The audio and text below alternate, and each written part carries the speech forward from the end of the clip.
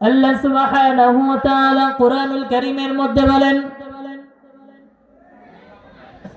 ওয়ামা খালাকাতুল জিন্না ওয়াল ইনসা ইল্লা লিয়াবুদুন।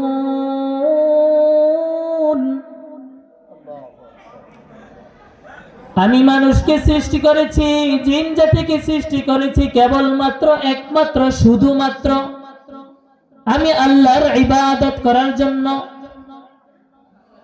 আমি মানুষকে একমাত্র সৃষ্টি করেছি মানুষ যেন, জিন জাতি যেন আমি আল্লাহর ইবাদত করে, তারা যেন আমি আল্লাহর নাফরমানি না করে। আলহামদুলিল্লাহ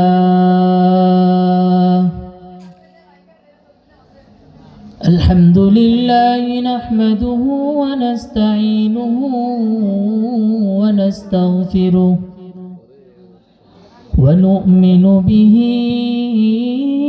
ونتوكل عليه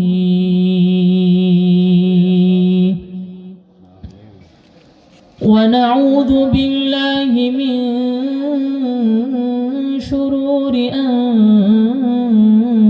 أنفسنا ومن سيئات أعمالنا، من يهد الله فلا مضل له ومن يضلل فلا هادي له، ونشهد أن لا إله إلا الله وحده لا شريك له، وأشهد أن سيدنا وسندنا وحبيبنا وحبيب ربنا وطبيب قلوب ربنا ومولانا محمدا عبده ورسوله، صلى الله تعالى عليه وعلى آله وأصحابه وبارك وسلم تسليما كثيرا كثيرا.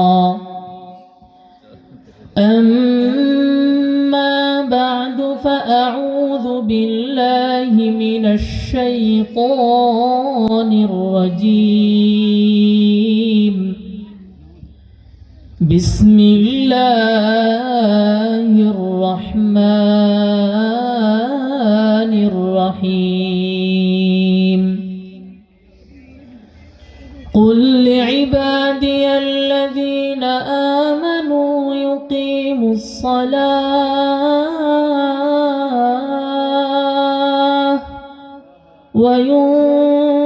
وينفقوا مما رزقناهم، صدق الله العظيم.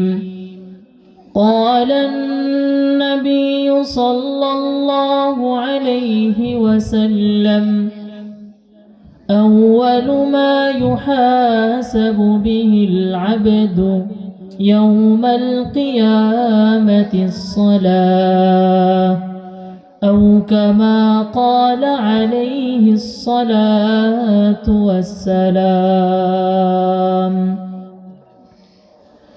إن الله وملائكته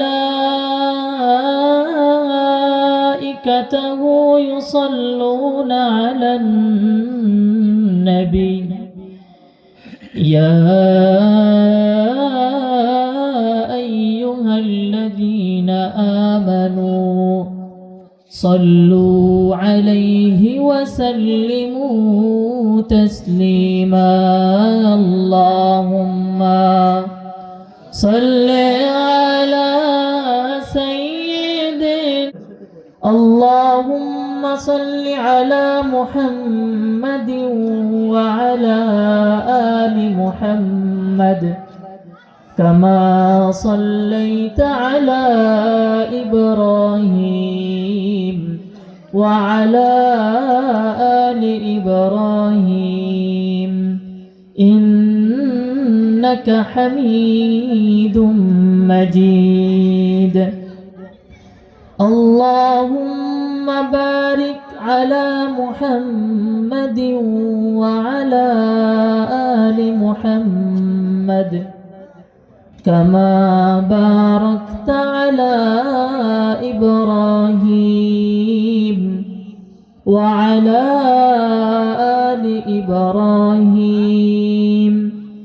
إنك حميد مجيد আলহামদুলিল্লাহ বাড়াড়া আমানতের বাড়ি বাইতুল মামুর জামে মসজিদের উদ্যোগে সমস্ত কবরবাসীদের রুহের মাগফিরাত কামনায়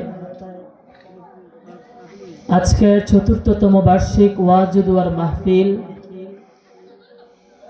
মাহফিলের মোহতারাম সভাপতি জনাব আব্দুল মান্নান আমানত সাহেব, উপস্থিত বুজুর্গ উলামে کرام, সম্মুখ প্রাণে সমবিদ দিন প্রিয় ইসলাম প্রিয় দিনদার ইমানদার মুমিন মুসলিম ভাইয়েরা, যুবক ভাইয়েরা, মুরব্বী বাবারা, পর্দার আড়ালের মা ও বোনেরা, বিশ্ব প্রতিপালকের বিশ্ব দরবারে কালিমাতুশ শুকুর যে মহান রব্বুল আলামিন আমাদেরকে অত্যন্ত দয়া করে মায়া করে ভালোবেসে মোহাব্বত করে কাছে টেনে মাগরিবের নামাজ ফরজ যে আমাদের উপর ছিল তা আদায় করে অতঃপর আরেকটি কোরআনের কারীমের মাহফিলে, যেখানে কোরআন ও হাদিস থেকে আলোচনা হবে, ফেরেশতাদের দ্বারা বেষ্টিত একটা মজলিসের মধ্যে আমাদেরকে বসার, আলেমদের মুখ থেকে কিছু শোনার আমাদেরকে তৌফিক দিয়েছেন। এই জন্যে মালিকের দরবারে সকলে শুকুর গুজার করি, একসাথে আওয়াজ করে উচ্চ সুরে বলি আলহামদুলিল্লাহ। কৃতজ্ঞতা প্রকাশ করছি তাদের প্রতি, দেশের এই ক্লান্তি লগ্নে যারা দিন কি দিন রাত কি রাত বুদ্ধি দিয়ে শ্রম দিয়ে টাকা পয়সা দিয়ে এই কোরআনের মাহফিলকে সাজিয়েছেন, তাদেরকে আমার অন্তঃস্থল থেকে শুভেচ্ছা ও মোবারকবাদ জানাই। প্রিয় হাজিরিন, পোস্টারের শুরুতে একটা কথা এখানে উল্লেখ আছে, এই মাহফিল হচ্ছে সমস্ত কবরবাসীদের রুহের মাগফিরাত কামনায়। এই কথাটা আমার কাছে খুবই ভালো লেগেছে, কারণ আমরা মানুষ পৃথিবীর মধ্যে যা কিছুই করি তার পিছনে একটা উদ্দেশ্য থাকে। উদ্দেশ্যবিহীন কোনো কাজ আমরা মানুষ, বুদ্ধিমান মানুষ, আকলবান মানুষ করি না। আমরা মানুষ যাই করি না কেন প্রত্যেকটা কাজের পিছনে একটা উদ্দেশ্য থাকে। তো আজকের এই মাহফিলের একটা উদ্দেশ্য, এই মাহফিলকে কেন্দ্র করে আল্লাহ তাআলা যেন সমস্ত কবরবাসীদেরকে ক্ষমা করে দেন। তা আমি শুরুতেই আল্লাহ তাআলার কাছে দোয়া করে নেই, যতটুকু আমি জানি এই মাহফিলের প্যান্ডেলের বাম পাশে, ডান পাশে, পিছনে, সামনে, চতুর্পাশে কাছাকাছি কবর, তাই না? যতটা কবরস্থান আছে আল্লাহ তাআলা এই কবরস্থানের মধ্যে যতজন নর নারী কবরস্থ আছে আল্লাহ তাআলা এই মাহফিলের উসিলা আল্লাহ তাআলা যেন প্রত্যেকটা কবরবাসীকে ক্ষমা করে দেয়। সকলে বলি আমিন। যদি আজকে এই মাহফিলকে কেন্দ্র করে আল্লাহ তাআলা প্রত্যেকটা কবরবাসীকে ক্ষমা করে দেয় তাহলেই আজকের এই মাহফিল সফল। আমাদের উদ্দেশ্য কিন্তু আজকে এটাই। আমরা যে আজকে একটা মাহফিল সাজাইলাম, আপনারা যে একটা মাহফিল সাজাইলেন, এই মাহফিলের উদ্দেশ্য হচ্ছে যেন কবরবাসীদেরকে আল্লাহ তাআলা কি করে দেয়? ক্ষমা করে দেয়। ঠিক তেমনি ভাবে আল্লাহ তাআলা যে আমাদেরকে সৃষ্টি করেছেন, এর পিছনেও কিন্তু মসজিদে মুয়াজ্জিন যখন বলে হাইয়া আলাস সালাহ, মুয়াজ্জিনের আজানের ডাক শব্দে যেন জানালা দিয়ে প্রবেশ করে, এই জানালাটাও কিন্তু একটা উদ্দেশ্যে রাখা হয়। আমরা যখন বাজারের একটা ব্যাগ হাতে নিয়ে ঘর থেকে বের হই, বাজারে এই উদ্দেশ্যে যাই যে আমার ঘরের মধ্যে বাচ্চা আছে, আমার ছেলে আছে, আমার বিবি আছে, আমার কন্যা আছে, আমার মা আছে, আমার বাবা আছে, তাদের জন্য কিছু খাবার, প্রয়োজনীয় জিনিস, আসবাবপত্র এই ব্যাগের মধ্যে করে বাড়িতে আনবো। এই যে একটা ব্যাগ হাতে নিলাম, এই ব্যাগটা হাতে নেওয়ার পিছনেও একটা কি আছে? উদ্দেশ্য আছে, তাই না? সুতরাং আল্লাহ তাআলা যে আমাদেরকে সৃষ্টি করলেন, আমাদেরকে সৃষ্টি করার পিছনেও বড় একটা উদ্দেশ্য আছে। শুধু একটা উদ্দেশ্য না, অনেক বড় একটা উদ্দেশ্য আছে। আল্লাহ সুবহানাহু ওয়া তাআলা কোরআনুল কারীমের মধ্যে বলেন, ওয়ামা খালাকাতুল জিন্না ওয়াল ইনসা ইল্লা লিয়াবুদুন।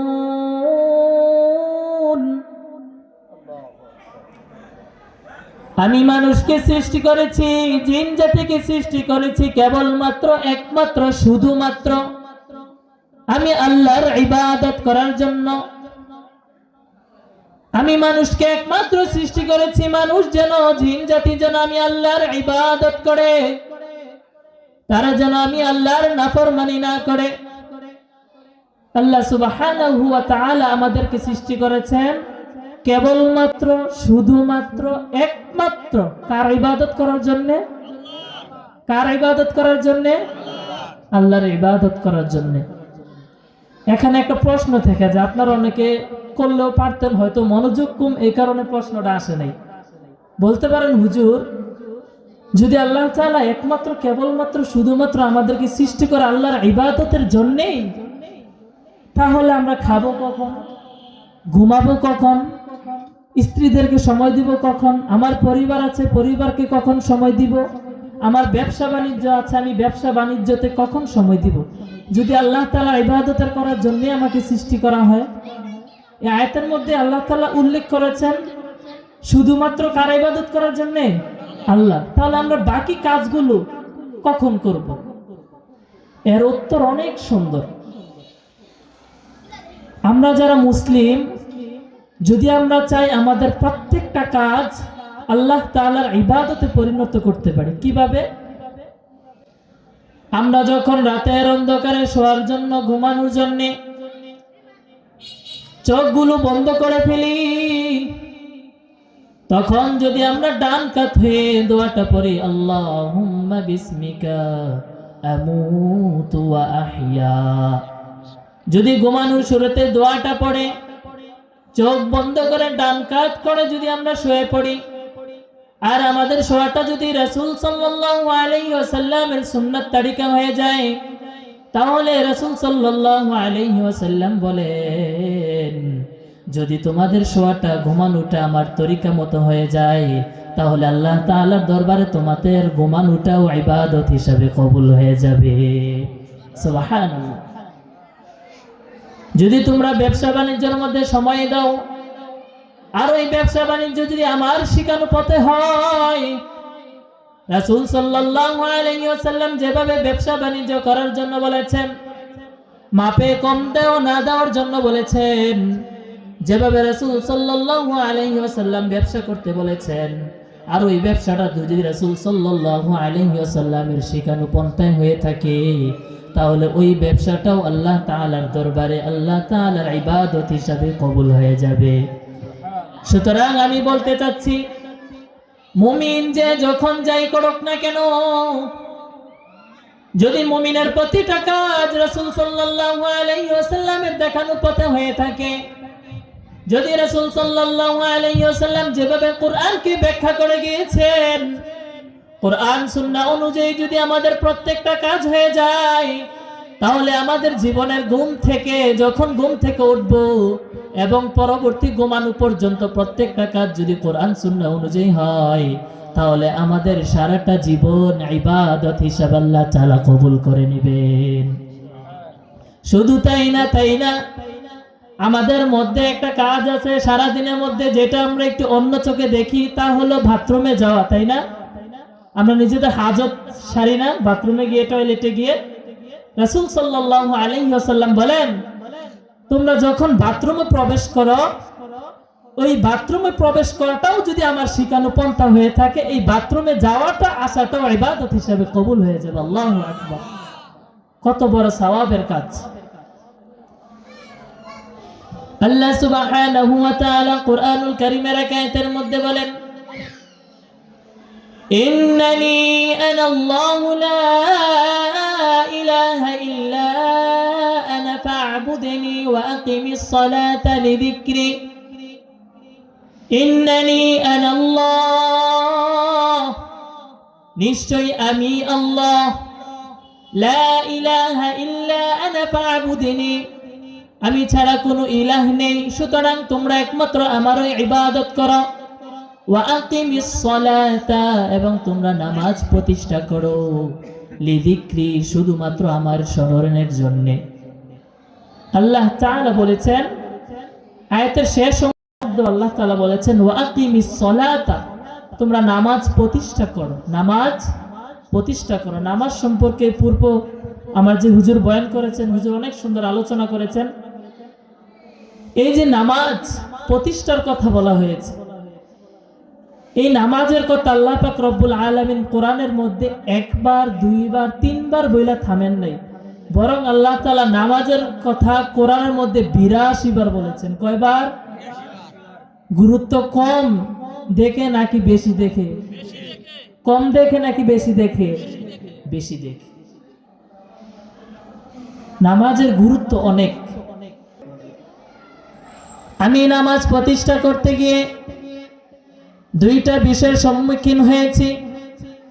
নামাজের দাওয়াত দিতে গিয়ে দুইটা বিষয়ের সম্মুখীন হয়েছি। দুই শ্রেণীর লোকদের সাথে আমার দেখা হয়েছে। দুই শ্রেণীর লোক এরকম, এক শ্রেণীর লোক হচ্ছে 10 বছর থেকে 25 বছর পর্যন্ত, আর 25-30 বছর থেকে নিয়ে শেষ বয়স পর্যন্ত। এই দুই শ্রেণীর লোকদের মুখ থেকে আমি দুইটা উত্তর পেয়েছি।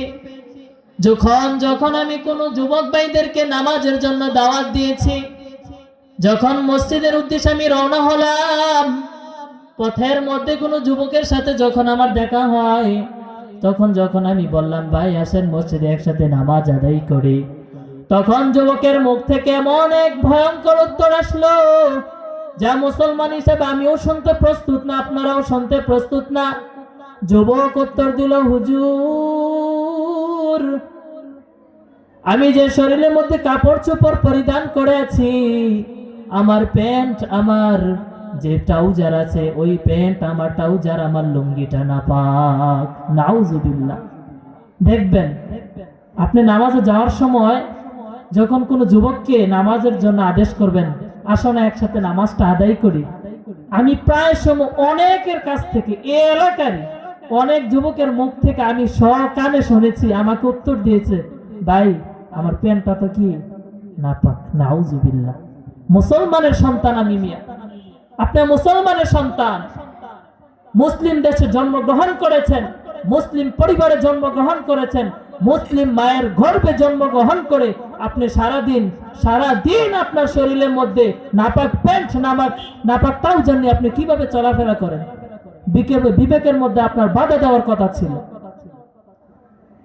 আপনি নামাজ পড়েন কিংবা না পড়েন, এটা আপনার ব্যাপার। রাসূল সাল্লাল্লাহু আলাইহি ওয়াসাল্লাম বলেন, আউয়ালু মা ইউহাসাবু বিহিল আবদু ইয়াউমাল কিয়ামাতিস সালাহ। কিয়ামতের দিন সর্বপ্রথম নামাজের হিসাব দেওয়া হবে। আপনি নামাজ পড়েন কিংবা না পড়েন, আপনি কিয়ামতের দিন যে সর্বপ্রথম নামাজের হিসাব হবে, এটা আল্লাহ তাআলার দরবারে আপনি হিসাব দিবেন। এটা মৃত্যুর পরের বিষয়। হাসরের ময়দানের দিনের এই হিসাব আপনি আল্লাহ তাআলার কাছে আপনি দিবেন।